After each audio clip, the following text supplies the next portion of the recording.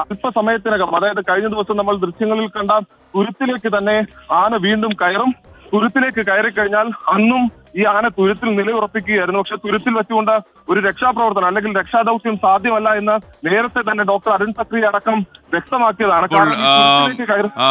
യഥാർത്ഥത്തിൽ ദൗത്യ സംഘം അന്വേഷിച്ച് നടന്ന കാട്ടാനയാണ് നമ്മൾ കണ്ടെത്തിയിരിക്കുന്നത്.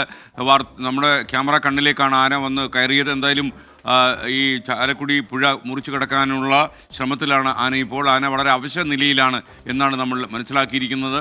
മസ്തകത്തിൽ മുറിവേറ്റ ആന, അതിന് ചികിത്സ നൽകാനുള്ള എല്ലാവിധമായ ശ്രമങ്ങളും വനംവകുപ്പ് നടത്തിക്കൊണ്ടിരിക്കുകയാണ്. കുറച്ച് മണിക്കൂറുകളായി ഈ ആനയെ കാണാനില്ലായിരുന്നു. ആന ഉൾവനത്തിലേക്ക് കയറിപ്പോയതായിരുന്നു. എന്നാൽ അതിനുശേഷം ഈ കാട്ടാനക്കൂട്ടത്തിന് നടുവിൽപ്പെട്ട ഈ ആനയെ കണ്ടെത്താൻ ദൗത്യ സംഘത്തിന് കഴിഞ്ഞില്ല. അങ്ങനെ ഇരിക്കുമ്പോഴാണ് ഇന്ന് പുലർച്ചെ നമ്മുടെ ക്യാമറ കണ്ണുകളിലേക്ക് ഈ ആന കയറി വന്നത്. സൂരജ് സജി വീണ്ടും ചേരുന്നു. സൂരജ്, പറയൂ.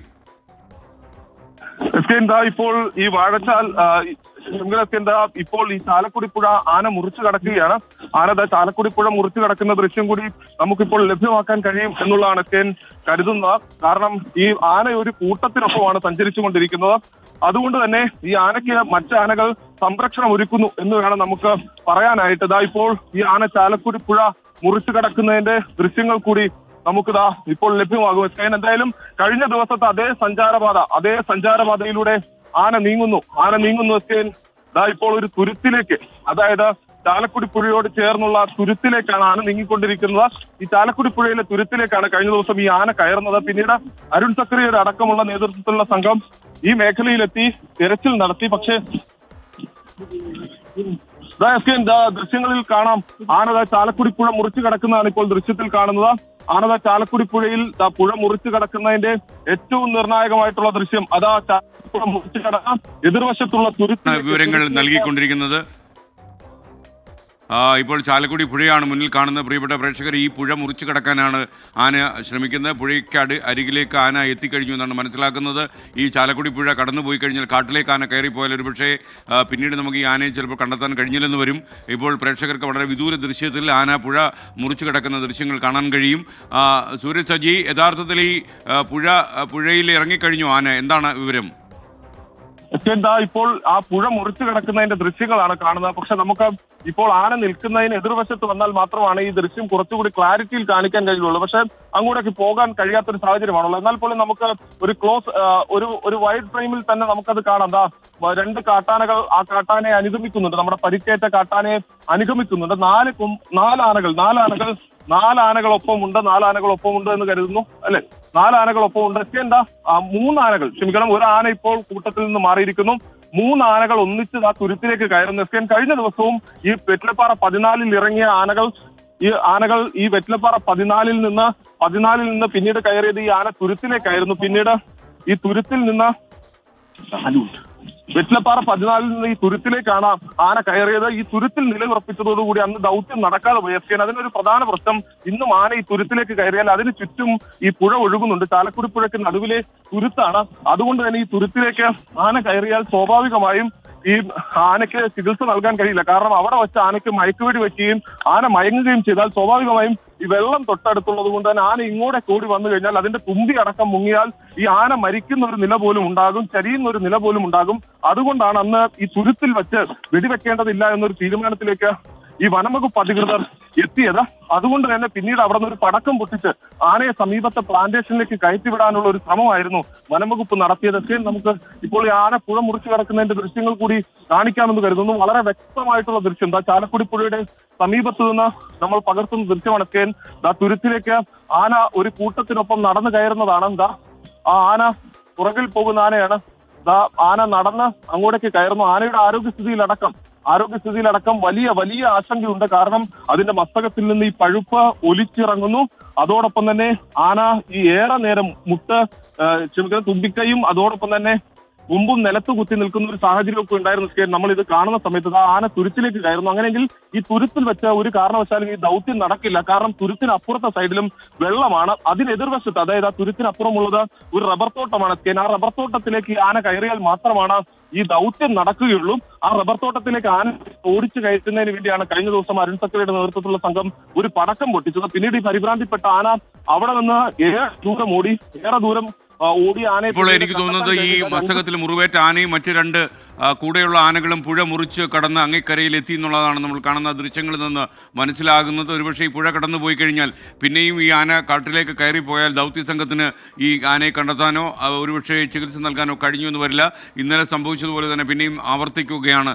കാട്ടാന ഈ വെറ്റില 14 ചാലക്കുടി പുഴ മുറിച്ചു കടന്ന് അപ്പുറത്ത് കടന്നു കഴിഞ്ഞു എന്നാണ് ദൃശ്യങ്ങളിൽ കാണുന്നത്. ഈ പ്രേക്ഷകർ ഇപ്പോൾ കാണാൻ കഴിയും. ഈ പുഴ മുറിച്ച് അപ്പുറത്ത് കടന്നു കഴിഞ്ഞു കാട്ടാന. സൂരജ് സജി വീണ്ടും ചേരുന്നു. സൂരജ്, യഥാർത്ഥത്തിൽ ഈ പുഴ കടന്നു കഴിയുമ്പോൾ അടുത്ത് തന്നെയാണോ കാടുള്ളത്? കാട്ടിൻ്റെ ഉള്ളിലേക്ക് കയറിയാൽ പിന്നെ ഈ ഡ്രോൺ ഉപയോഗിച്ചാലും ഈ ആനയെ കണ്ടെത്താൻ കഴിയുമോ?